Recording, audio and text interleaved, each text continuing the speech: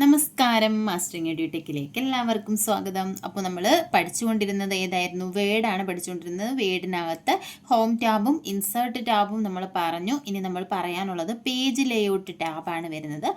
ഇപ്പം നമ്മളിത് ഇമ്പോർട്ടൻ്റ് ആയിട്ടുള്ള ക്രാഷ് കോഴ്സ് ആയതുകൊണ്ട് കുറച്ച് ദിവസം ഉള്ളതുകൊണ്ട് നമ്മൾ ഇമ്പോർട്ടൻ്റ് ആയിട്ടുള്ള കാര്യങ്ങൾ മാത്രം നമ്മൾ പറഞ്ഞു പോവുകയാണ്. അപ്പം നോക്കിയേ, page layout tab. Page layout ടാബിനകത്ത് ആദ്യം വരുന്നത് ഏതാണ്? തീംസ് ആണ്. തീംസിനകത്ത് എന്തൊക്കെയാണ് വരുന്നത്?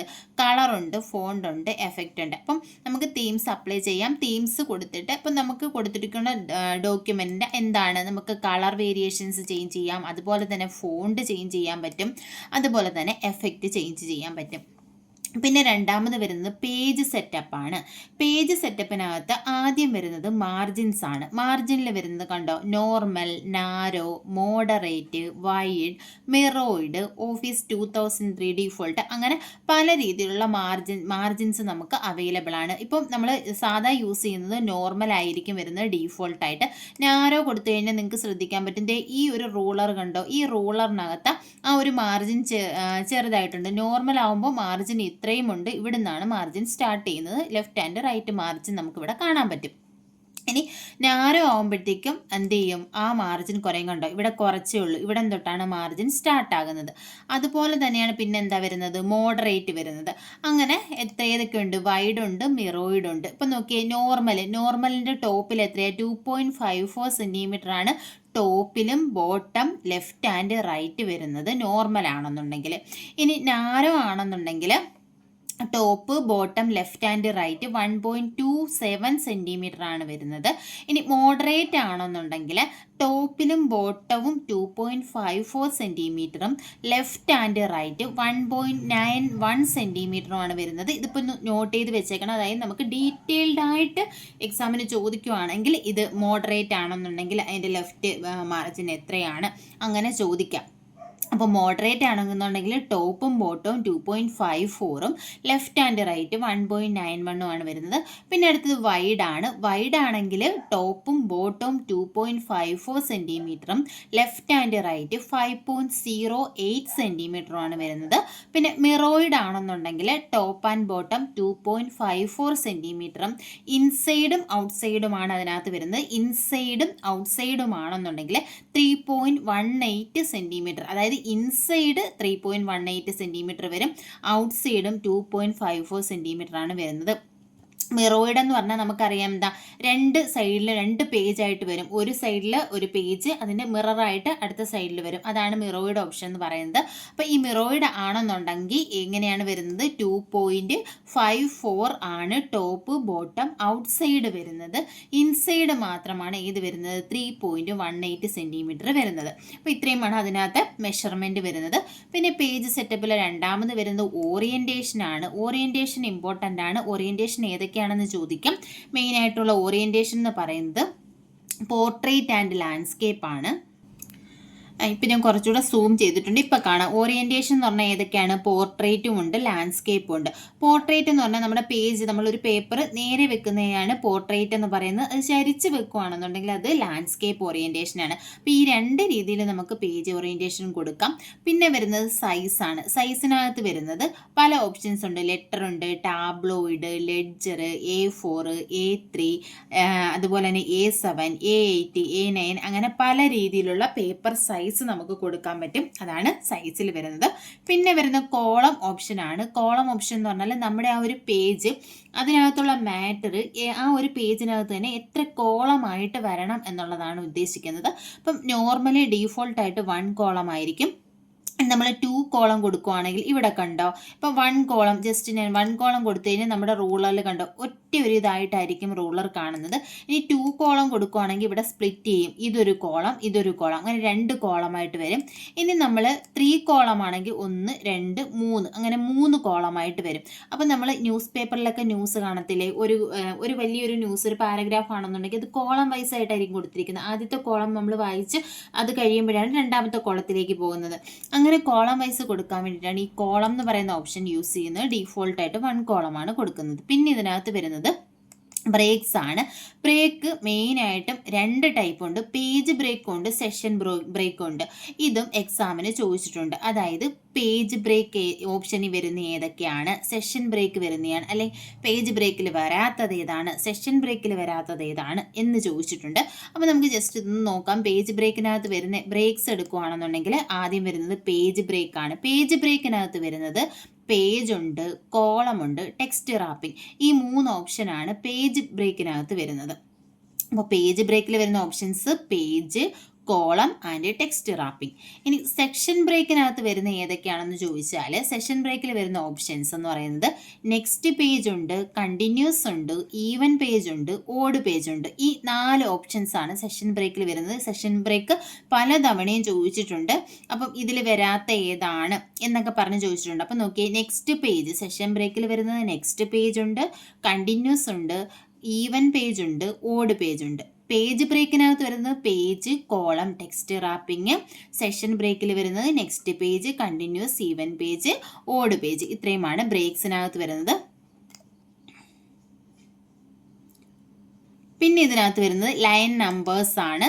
ലൈൻ നമ്പേഴ്സിൽ വരുന്നത് കണ്ടിന്യൂസ് ഉണ്ട്, റീസ്റ്റാർട്ട് ഈച്ച് പേജ് ഉണ്ട്, റീസ്റ്റാർട്ട് ഈച്ച് സെക്ഷൻ ഉണ്ട്, സപ്രസ് ഫോർ കറണ്ട് പാരഗ്രാഫ് ഉണ്ട്. പിന്നെ ഹൈഫനേഷൻ വരുന്നുണ്ട്. ഹൈഫനേഷൻ ഓട്ടോമാറ്റിക്കും ആനുവലും ഉണ്ട്. ഇത്രയുമാണ് പേജ് സെറ്റപ്പിനകത്ത് വരുന്നത്. പിന്നെ വരുന്നത് പേജ് ബാക്ക്ഗ്രൗണ്ട് ആണ്. പേജ് ബാക്ക്ഗ്രൗണ്ടിനാണ് water mark, page colour, page border എന്നീ ഓപ്ഷൻസ് ഒക്കെ വരുന്നത്. ഇനി വാട്ടർ മാർക്ക് എന്ന് പറഞ്ഞാൽ എന്താണ്? നമ്മുടെ ഒരു ghosted text behind the content on the page എന്നാണ് വാട്ടർ മാർക്കിനെ പറയുന്നത്. ഗോസ്റ്റഡ് ടെക്സ്റ്റ് എന്ന് പറഞ്ഞാൽ ഇപ്പം ഈ ഒരു എക്സാമ്പിൾ ഞാൻ വാട്ടർ മാർക്ക് വെക്കുമ്പോൾ കാണിക്കുന്നില്ലേ, അതിനകത്ത് ഡ്രാഫ്റ്റ് എന്ന് എഴുതിയേക്കുന്നത് നിങ്ങൾക്ക് കാണാം. ഡ്രാഫ്റ്റ് എന്ന് പറയുന്നത് എന്താണ്? വാട്ടർ മാർക്കാണ്. പക്ഷേ അതിന് മുകളിൽ കൂടെ എന്ത് ടൈപ്പ് ചെയ്തിട്ടുണ്ട്? ഡോക്യുമെൻ്റ് ടൈപ്പ് ചെയ്തിട്ടുണ്ട്. അതായത് എന്താ, ഒരു ഗോസ്റ്റഡ് ടെക്സ്റ്റ് അല്ലെങ്കിൽ ഒരു അത്ര ബ്രൈറ്റ് അല്ലാത്ത ഒരു ടെക്സ്റ്റ് എന്ത് കാണും? നമ്മുടെ ഡോക്യുമെൻറ്റിൽ കാണും. പക്ഷേ ഇത് നമ്മുടെ ഡോക്യുമെൻറ്റിനെ അഫക്റ്റ് ചെയ്യുമോ എന്ന് ചോദിച്ചാൽ ഇല്ല. അതിന് മുകളിലൂടെ നമുക്ക് ടൈപ്പ് ചെയ്ത് പോകാൻ പറ്റും. അതാണ് വാട്ടർ മാർക്ക്. ഇപ്പോൾ വാട്ടർ മാർക്ക് കണ്ടോ, ഈ കോൺഫിഡൻഷ്യൽ എന്നെഴുതി അല്ലെങ്കിൽ ഡു നോട്ട് കോപ്പി, ഇങ്ങനെ ഒരു ഗോസ്റ്റഡ് ടെക്സ്റ്റ് നമ്മുടെ ഡോക്യുമെൻ്റ് അല്ലെങ്കിൽ നമ്മുടെ പേജിൽ കാണും. നമ്മൾ ടൈപ്പ് ചെയ്യുകയാണ്, അതിപ്പോൾ ഒരു ഓർഗനൈസേഷനോ അല്ലെങ്കിൽ ഒരു ടെക്സ്റ്റോ ഒക്കെ ആണെന്നുണ്ടെങ്കിൽ അവരുടെ പേര്, നമുക്ക് ലോഗോ ഒക്കെ എന്തായിട്ട് കൊടുക്കാൻ പറ്റും? ഈ വാട്ടർമാർക്കായിട്ട് കൊടുക്കാൻ പറ്റും.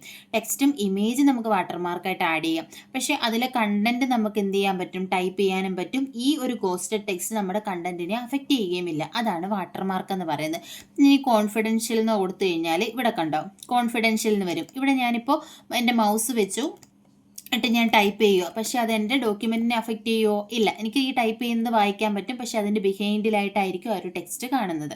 അപ്പോൾ ഈ വാട്ടർമാർക്ക് നമുക്ക് കസ്റ്റം ചെയ്യാം. നമുക്ക് ഇഷ്ടമുള്ള പേര് നമുക്ക് ഇപ്പോൾ ഞാൻ ഇതിനകത്ത് കൊടുത്തിരിക്കുന്ന കോൺഫിഡൻഷ്യലാണ് കൊടുത്തതെങ്കിൽ നമുക്ക് ഇഷ്ടമുള്ള നമ്മുടെ ടെക്സ്റ്റിൻ്റെയോ ഡോക്യുമെൻറ്റിൻ്റെയോ പേരോ അല്ലെങ്കിൽ ലോഗോ ഒക്കെ നമുക്ക് കൊടുക്കാനും പറ്റും. പിന്നെ പേജ് കളർ എന്ന് പറയുന്നത് നമ്മുടെ ഈ ഒരു ഡോക്യുമെൻറ്റിന് ഒരു ബാക്ക്ഗ്രൗണ്ട് കളർ കൊടുക്കാൻ വേണ്ടിയിട്ടാണ് ഈ പേജ് കളർ യൂസ് ചെയ്യുന്നത്. അതുപോലെ തന്നെ പേജ് ബോർഡർ എന്ന് പറയുമ്പോൾ നമ്മുടെ പേജിന് എന്ത് കൊടുക്കാൻ പറ്റും? ബോർഡർ കൊടുക്കാൻ പറ്റും. ഇപ്പം ബോക്സ് നമുക്ക് ഇഷ്ടമുള്ളത് സെലക്ട് ചെയ്യുക. അതുപോലെ തന്നെ ഇവിടെ സ്റ്റൈലുണ്ട്. ഇതിൽ ഏത് സ്റ്റൈലാന്ന് വെച്ചാൽ അത് സെലക്ട് ചെയ്യുക. കളർ വേണമെങ്കിൽ കൊടുക്കാം, വിഡ്ത്ത് അഡ്ജസ്റ്റ് ചെയ്ത് കൊടുക്കാം. ഓക്കെ കൊടുത്തു കഴിഞ്ഞാൽ ആ ഒരു ബോർഡർ നമ്മുടെ പേജിൽ ഇവിടെ സെറ്റ് ആവും. അപ്പം ഇതിനകത്ത് പേജ് ലേഔട്ടിൽ ആദ്യം തീംസ്, പിന്നെ പേജ് സെറ്റപ്പ്, പിന്നെ വരുന്ന പേജ് ബാക്ക്ഗ്രൗണ്ട്. പേജ് ബാക്ക്ഗ്രൗണ്ടിലാണ് വാട്ടർമാർക്ക്, പേജ് കളറും പേജ് ബോർഡറും ഉള്ളത്. അടുത്തത് പാരഗ്രാഫിനകത്ത് ഇൻഡൻറ്റും ഉണ്ട്, സ്പേസിങ്ങും ഉണ്ട്. അപ്പോൾ ഓരോ പാരഗ്രാഫ്, ഇൻഡൻറ്റേഷൻ എന്ന് പറഞ്ഞാൽ നമ്മൾ നേരത്തെ പഠിച്ചിട്ടുള്ളതാണ് ഇൻഡൻറ്റേഷൻ. അതാണ് ഇവിടെ പാരഗ്രാഫ് ഇൻഡൻറ്റ്. നമ്മൾ ഹോം ടാബിൽ നമ്മൾ പഠിച്ചിട്ടുണ്ടായിരുന്നു ഇൻഡൻറ്റേഷൻ. അതായത് ലെഫ്റ്റ് സൈഡിൽ നിന്നും എത്ര ഇൻഡൻറ്റ് ചെയ്ത് വരണം, അവിടെ നമുക്കിവിടെ മെഷർമെൻറ്റ് നമുക്ക് ടൈപ്പ് ചെയ്ത് കൊടുക്കാം എത്ര ഇൻഡൻറ്റ് ചെയ്യണമെന്ന്. ഞാൻ ഇവിടെ മാറ്റുന്നതനുസരിച്ചിട്ട് ഇവിടെ മാറുന്നുണ്ട് ടാബുകൾ. അതാണ് ഇൻഡൻറ്റേഷൻ. റൈറ്റിലും എത്ര വേണമെന്ന് നമുക്ക് അഡ്ജസ്റ്റ് ചെയ്ത് കൊടുക്കാം. പിന്നെ ഇവിടെ എന്താ, സ്പേസിംഗ് ഉണ്ട്. ഒരു പാരഗ്രാഫിന് മുന്നേ എത്ര സ്പേസ് വേണം, പാരഗ്രാഫിന് ശേഷം എത്ര സ്പേസ് വേണം എന്നുള്ളതാണ് സ്പേസിങ് കൊടുക്കുന്നത്. പിന്നെ ഇവിടെ ഉള്ളതെന്ന് പറഞ്ഞാൽ അറേഞ്ച് ആണ്. അറേഞ്ചിനകത്ത് വരുന്നത് ടെക്സ്റ്റ് നമ്മൾ അറേഞ്ച് ചെയ്യുന്നതാണ്. പൊസിഷൻ കൊടുക്കുക, ഏതൊക്കെ പൊസിഷനിൽ വരണം എന്നുള്ളതാണ് ഇവിടെ കൊടുത്തിരിക്കുന്നത്.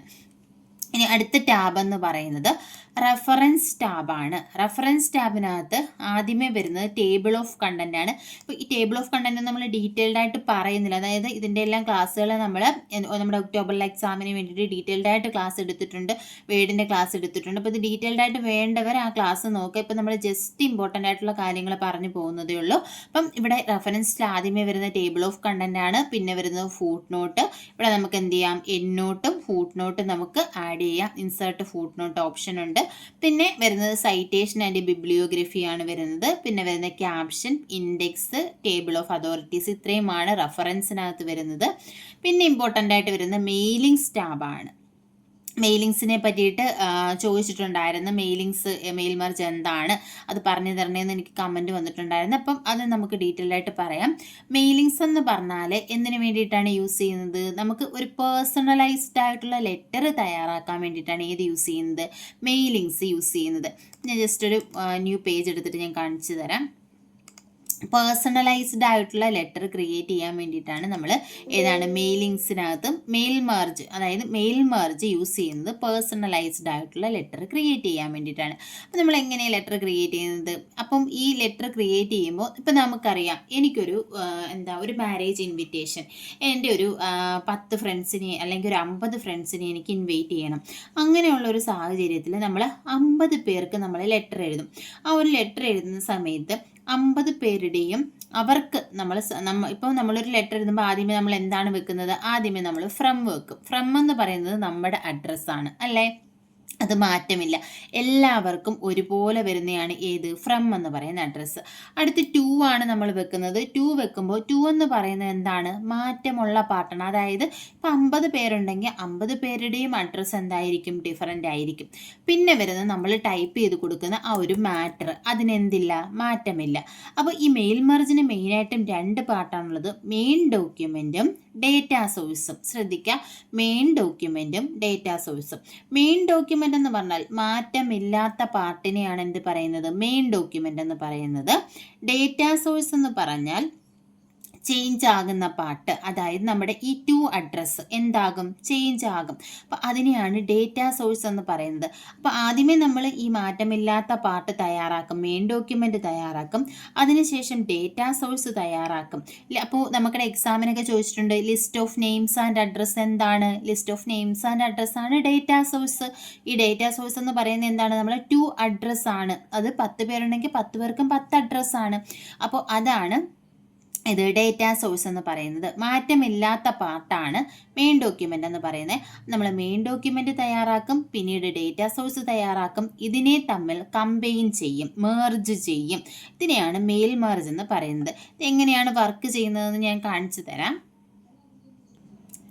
ഇപ്പം നമ്മളിവിടെ ഫ്രം കൊടുത്തു. ഫ്രമിൽ ഞാനിപ്പോൾ എൻ്റെ ഒരു അഡ്രസ്സ് കൊടുത്തു. ഇപ്പം നമ്മൾ ഫ്രമിൽ നമ്മുടെ അഡ്രസ്സ് കൊടുത്തു. അതിനുശേഷം 2 പാർട്ടിൽ നമുക്ക് എന്ത് വേണം, അഡ്രസ്സ് കൊടുക്കണം. അതും നമ്മൾ മാറ്റം ഉള്ളത് ആദ്യമേ കൊടുക്കത്തില്ല. 2 പാർട്ട് എന്ന് പറയുമ്പം ഡിഫറെൻറ്റ് അഡ്രസ്സ് ആയിരിക്കും. അത് നമ്മൾ അവിടെ ബ്ലാങ്ക് ആയിട്ട് കൊടുത്തു. ഇനി നമ്മുടെ മെയിൻ ഡോക്യുമെൻറ്റിൽ വേണ്ട കാര്യങ്ങളെല്ലാം ടൈപ്പ് ചെയ്തു, മാറ്റർ എല്ലാം ടൈപ്പ് ചെയ്തു. ഇതൊരു മാറ്ററായിട്ട് നിങ്ങൾ കൂട്ടുക. എക്സാമ്പിൾ അപ്പം നമ്മൾ മാറ്ററെല്ലാം ടൈപ്പ് ചെയ്തു. ഇവിടെ ഫ്രമിൽ നമ്മുടെ അഡ്രസ്സ് കൊടുത്തു. 2 ബ്ലാങ്ക് ആണ്. നമ്മൾ മെയിലിങ്സ് എടുക്കാം. മെയിലിങ്സിനകത്ത് നമ്മൾ എന്താ തയ്യാറാക്കുന്നത്, ഇപ്പം നമുക്കിവിടെ ക്രിയേറ്റ് എൻവലപ്പ് ആൻഡ് ലേബൽസ് എന്ന് കാണാം. അപ്പോൾ സ്റ്റാർട്ട് മെയിൽ മെർജ് എടുക്കുക. ഇപ്പോൾ ലെറ്ററാണ്, ഞാൻ ലെറ്റർ കൊടുത്തു. ഇപ്പോൾ ലെറ്റർ തയ്യാറാക്കുവാണ്. അതിനുശേഷം ഇവിടെ സെലക്ട് റെസിപ്പിയൻ്റ് എന്ന് പറയുന്ന ഓപ്ഷൻ ഉണ്ട്. ഈ സെലക്ട് റെസിപ്പിയൻറ്റിൽ ടൈപ്പ് ന്യൂ ലിസ്റ്റ്, ഇത് ഈ 3 ഓപ്ഷനാണുള്ളത്. സെലക്ട് റെസിപ്പിയൻറ്റിൽ ടൈപ്പ് ന്യൂ ലിസ്റ്റ് ഉണ്ട്, യൂസ് എക്സിസ്റ്റിംഗ് ലിസ്റ്റ് ഉണ്ട്, സെലക്ട് ഫ്രം ഔട്ട്ലുക്ക് കോൺടാക്റ്റ് ഉണ്ട്. ഇപ്പോൾ ഈ 3 രീതിയിൽ നമുക്ക് റെസിപ്പിയൻറ്റിനെ സെലക്ട് ചെയ്യാം. ഇതും എക്സാമിന് ചോദിച്ചിട്ടുണ്ട്. അപ്പോൾ ഏതൊക്കെയാണ്, ടൈപ്പ് ന്യൂ ലിസ്റ്റ്, പുതിയ ലിസ്റ്റ് തയ്യാറാക്കാം, നേരത്തെ ഉള്ള ലിസ്റ്റിൽ നിന്ന് നമുക്ക് എടുക്കാം, അതുപോലെ തന്നെ ഔട്ട്ലുക്ക് കോൺടാക്ട്സിൽ നിന്ന് സെലക്ട് ചെയ്യാം. ഇപ്പം ഞാൻ ടൈപ്പ് ന്യൂ ലിസ്റ്റ് ഓപ്ഷൻ കൊടുക്കുകയാണ്. അപ്പോൾ ഇത് കൊടുത്തപ്പോൾ ഇതിനകത്ത് കണ്ടോ, ഇതിനകത്ത് കുറച്ച് ഓപ്ഷൻസ് ഉണ്ട്. Title, first name, last name, company, address, അങ്ങനെ കുറേ ഓപ്ഷൻസ് ഉണ്ട്. അപ്പോൾ ഇതിനകത്ത് നമുക്ക് ഇത്രയും ഫീൽഡൊന്നും വേണ്ട. നമ്മുടെ 2ൽ ഏതൊക്കെ ഫീൽഡ് വേണോ അത്രയും ഫീൽഡ് മാത്രം നമ്മൾ യൂസ് ചെയ്താൽ മതി. അപ്പോൾ ഞാനിവിടെ new entry, find, delete entry, customise column, ഇങ്ങനെ കുറച്ച് ഓപ്ഷൻസ് ഉണ്ട്. അപ്പോൾ ഞാൻ കസ്റ്റമൈസ് കോളം എടുത്തു. കസ്റ്റമൈസ് കോളം എടുത്ത് എന്തിനാണെന്ന് വെച്ചാൽ എനിക്ക് ഈ എല്ലാ ഫീൽഡും വേണ്ട. അപ്പോൾ വേണ്ടാത്ത ഫീൽഡുകൾ ഞാനിവിടെ സെലക്ട് ചെയ്തു ഡിലീറ്റ് ചെയ്യുകയാണ്. അങ്ങനെ നമുക്ക് വേണ്ടാത്ത ഫീൽഡുകളെല്ലാം നമുക്ക് എന്ത് ചെയ്ത് കൊടുക്കാം, ഡിലീറ്റ് ചെയ്ത് കൊടുക്കാം. അതുപോലെ തന്നെ നമുക്ക് ഇപ്പോൾ ഏതെങ്കിലും ഒരു ഫീൽഡിൻ്റെ റീനെയിം ചെയ്യണമെന്നുണ്ടെങ്കിൽ നമുക്ക് റീനെയിം ചെയ്യാം. അതല്ല ഇതിൽ ഇല്ലാത്ത ഫീൽഡാണെന്നുണ്ടെങ്കിൽ നമുക്ക് എന്ത് ചെയ്ത് കൊടുക്കാം, ആ ഒരു ഇല്ലാത്ത ഫീൽഡ് പുതിയ ഫീൽഡ് വേണമെങ്കിൽ നമുക്ക് ആഡ് ചെയ്ത് കൊടുക്കാം. അങ്ങനെയുള്ള ഓപ്ഷൻസാണ് ഇവിടെ ഉള്ളത്. ആഡ്, ഡിലീറ്റ് ആൻഡ് റീനെയിം, ഈ 3 ഓപ്ഷൻസ് ആണുള്ളത്. നമുക്ക് ആവശ്യമില്ലാത്ത എല്ലാം നമ്മളിവിടെ എന്ത് ചെയ്ത് കൊടുക്കുകയാണ്, ഞാൻ എല്ലാം ഡിലീറ്റ് ചെയ്ത് കൊടുക്കുകയാണ്. ഇപ്പോൾ ഒരു 2-3 ഓപ്ഷൻസ് മാത്രമേ ഇടുന്നുള്ളൂ. ഇപ്പം നമ്മൾ ഫസ്റ്റ് നെയിം ഉണ്ട്, അഡ്രസ് ലൈൻ 1 എന്നുണ്ട്, സ്റ്റേറ്റ് എന്നുണ്ട്. ഈ 3 ഓപ്ഷനേ ഇട്ടിട്ടുള്ളൂ. ഈ അഡ്രസ് ലൈൻ 1ൻ്റെ ലൈൻ 1 എന്ന് എനിക്ക് വേണ്ട. അപ്പം ഞാൻ എന്ത് ചെയ്യണം, ഇത് റീനെയിം ചെയ്ത് കൊടുക്കണം. റീനെയിം ചെയ്തു, ഞാൻ അഡ്രസ്സ് എന്ന് മാത്രമാക്കി കൊടുത്തു. അത് കഴിഞ്ഞിട്ട് എന്ത് കൊടുത്തു, ഓക്കെ കൊടുത്തു. പിന്നെ നമ്മളിവിടെ ഓക്കെ കൊടുത്തു കഴിയുമ്പോൾ ആ 3 ഓപ്ഷൻസ് ഇവിടെ കാണും, first name, address and state. ഇപ്പം ഞാൻ ആദ്യത്തെ ആളുടെ പേര് കൊടുത്തു. ഫസ്റ്റ് നെയിം ഞാൻ എന്ന് കൊടുത്തു, അയാളുടെ ഒരു അഡ്രസ്സ് കൊടുത്തു, അയാളുടെ സ്റ്റേറ്റ് കൊടുത്തു. അതിനുശേഷം ന്യൂ എൻട്രി കൊടുത്തു. അടുത്ത ഞാൻ ബി എന്നൊരാളുടെ പേര് കൊടുത്തു, അയാളുടെ അഡ്രസ്സ് കൊടുത്തു, അടുത്ത അയാളുടെ എന്ത് കൊടുത്തു, സ്റ്റേറ്റ് കൊടുത്തു. അങ്ങനെ ഞാൻ ഒരു 3 പേരുടെ, ഇപ്പം നമുക്ക് എത്ര പേർക്ക് വേണമെങ്കിലും ഇതുപോലെ കൊടുക്കാം. അപ്പം ഞാൻ address A B B C C അങ്ങനെ 3 പേരുടെ പേര് കൊടുത്തു, അയാളുടെ ഡീറ്റെയിൽസ് കൊടുത്തു. അതിനുശേഷം എന്ത് കൊടുത്തു, ഓക്കെ കൊടുത്തു. ഓക്കെ കൊടുത്തു കഴിയുമ്പോൾ അതെന്താകും, ഇതിവിടെ സേവ് ആകും. അപ്പോൾ ഇത് സേവ് ചെയ്യാൻ വേണ്ടിയിട്ടുള്ള ഒരു എന്താണ്, ഇവിടെ ഫയൽ സേവ് ചെയ്യാനുള്ള ഒരു ഇത് വന്നിട്ടുണ്ട്. ഇവിടെ നമുക്ക് ഫയൽ നെയിം കൊടുക്കാം, ഏതെങ്കിലും ഒരു ഫയൽ നെയിം. ഞാനൊരു QA എന്ന് പറയുന്നൊരു ഫയൽ നെയിം കൊടുത്തു, സേവ് കൊടുത്തു. സേവ് കൊടുത്തു കഴിഞ്ഞപ്പോൾ അത് സേവായി. ഇനി നമുക്ക് ഇതിനെ ഇത് നമ്മൾ മെയിൻ ഡോക്യുമെൻ്റേ ഉള്ളൂ. ഇപ്പോൾ ഡേറ്റാ സോഴ്സ് നമ്മളിപ്പോൾ ക്രിയേറ്റ് ചെയ്തു, സേവ് ചെയ്തു.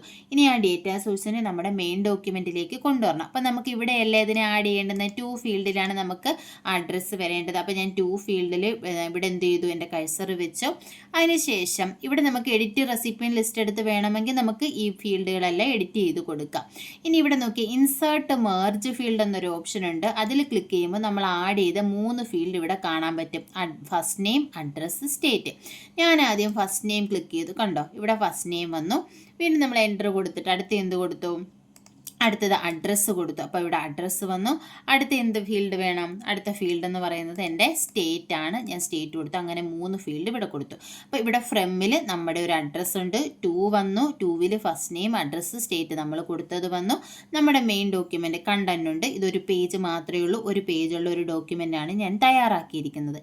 ഇനി ലാസ്റ്റ് എന്ന് പറയുന്നത് നമുക്കിവിടെ ഫിനിഷ് ആൻഡ് മെർജ് എന്ന് പറയുന്നൊരു ഓപ്ഷൻ ഉണ്ട്. അപ്പോൾ ഇതിൽ ക്ലിക്ക് ചെയ്യുക.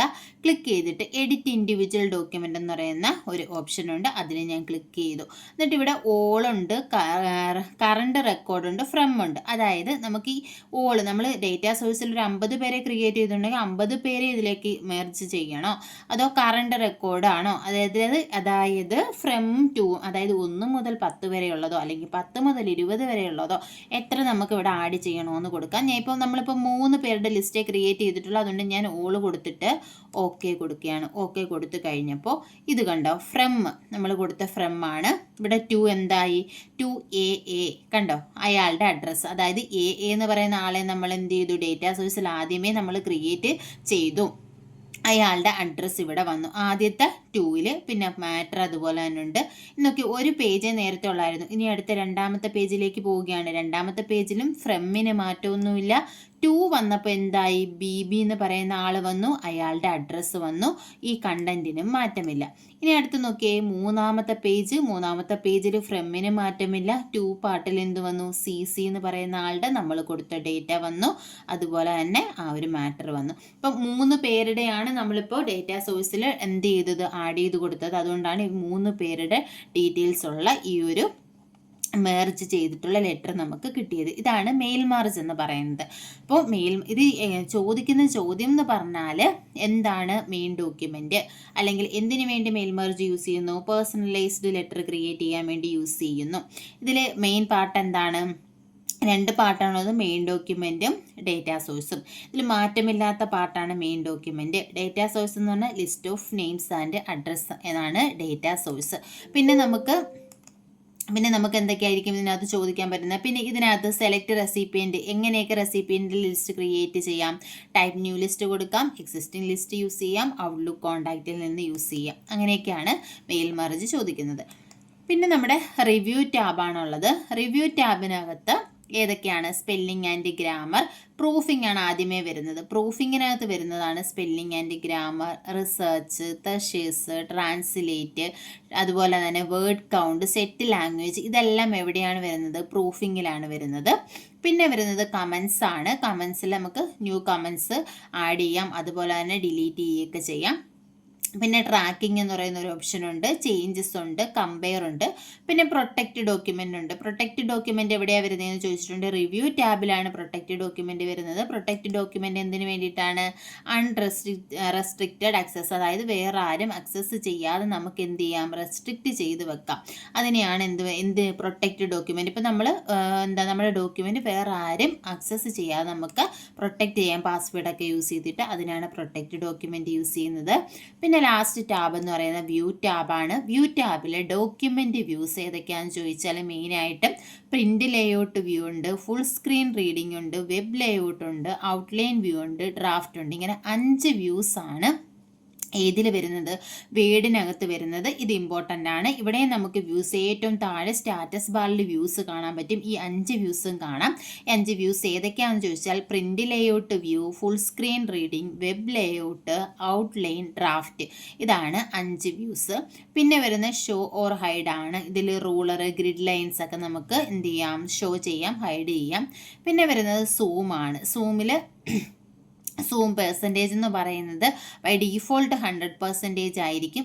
വീടിനകത്ത് മിനിമം സൂം പെർസെൻറ്റേജ് 10%, മാക്സിമം 500%. ഈ സ്റ്റാറ്റസ് ബാറിലെ റൈറ്റ് സൈഡിൽ നമുക്ക് കാണാൻ പറ്റും. മിനിമം എത്രയാണ്?